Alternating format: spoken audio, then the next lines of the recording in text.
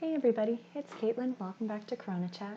Today is Wednesday, April 29th, and a lot of people have been asking me for some time to do a video about Sweden. I have resisted doing this video for a while because I don't feel like we have good, robust comparisons, good studies that compare Sweden to other countries from which we can draw good conclusions. And we still don't have this data, but since so many people are talking about this anyway without having any formal training in doing this kind of cross-country comparison, it seems like it might make sense to add a few thoughts to the conversation. So the first caveat here is that every country is different in ways that we can measure and in ways that we can't, right? So these inherent differences can influence the ways that the epidemic plays out in the same way that inherent differences in individual people can influence why some people get really sick and some people only get kind of sick, right? In a clinical trial, we assign treatment randomly so that on average our control and our treatment groups are the same. But this isn't what happens in real life, right? In real life, some countries' leaders decide to implement quarantine early, some decide to implement it late, and some decide not to do it at any point. And while those decisions can seem random or ideologically driven, it's also possible that the decisions are correlated with things that matter in terms of how sick people get. For example, let's say I run a country that has a very large elderly population. And I might decide to act more aggressively to prevent the spread of disease because I know that it's going to be really devastating for the people that I lead. But if my cousin presides over a country that's mostly young, healthy people, she might decide that, they should just ride it out.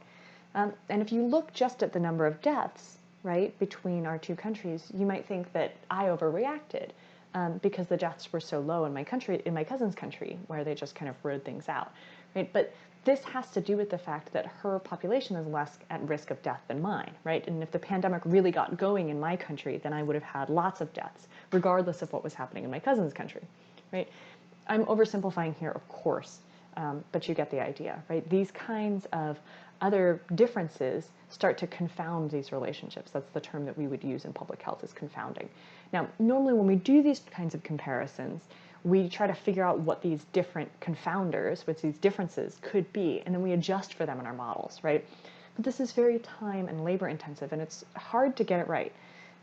And we will probably see good studies that look at the consequences of these different policy decisions, country to country, in the future, right? And then we'll know with a good degree of certainty, how these policy decisions matter. But we don't have those studies yet. But right now we don't have the luxury of saying, great, we'll wait a few years to see that study, right? We want and need answers now.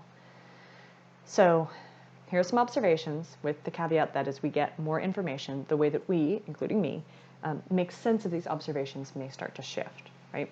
So at this point, most countries have implemented some kind of lockdown, but there are some notable outliers, right? These outliers fall into three main categories.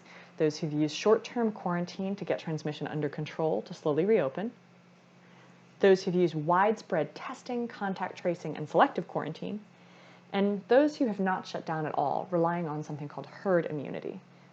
So explaining each of these strategies takes some time, as does looking at all of these numbers. So what I'm proposing to do is that we break this installation up into several days worth of videos. So each of the next couple of days videos will talk about one of these groups, the countries that are in that group, and kind of explain the rationale behind the strategy, why they think it should work. And then in the final video, we'll look at the numbers coming out of each group head to head, to start to think a little bit about what these different strategies are doing in terms of shaping how the epidemic is playing out across these different countries.